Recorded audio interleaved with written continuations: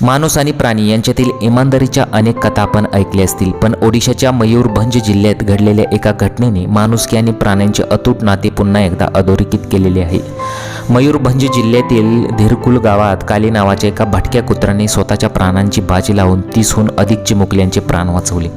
या शौर्यासाठी कालीला आपले प्राण गमवावे लागले. सध्या संपूर्ण परिसरात शोककळा पसरली आहे. मिळालेल्या माहितीनुसार श्री जगन्नाथ शिशु विद्यालय मंदिराच्या बाहेर 30 मुलं बसली होती, ती खेळत होती आणि अचानक विषारी साप तिथे आला होता, त्यांच्याकडे सरकू लागला होता. त्याचवेळी काली तिथे पोहोचला आणि त्याने धोक्याची चाहूल लागताच मुलांच्या समोर ढालीसारखा उभे राहून सापावर झडप घातली. प्रत्यक्षदर्शींनी दिलेल्या माहितीनुसार काली आणि सापांमध्ये बराच वेळ संघर्ष चालला. अखेर कालीने सापाला मारून मुलांचे रक्षण केले. मात्र या लढाईत सापाने कालीला अनेक ठिकाणी दंश केला.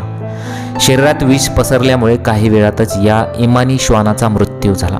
कालीच्या या बलिदानाने भावूक झालेल्या गावकऱ्यांनी त्याचे विधित व अंत्यसंस्कार केले. फुलांनी सजवलेल्या ट्रॉलीतून त्याची अंत्ययात्रा काढण्यात आली, ज्यामध्ये संपूर्ण गाव सहभागी झाला होता.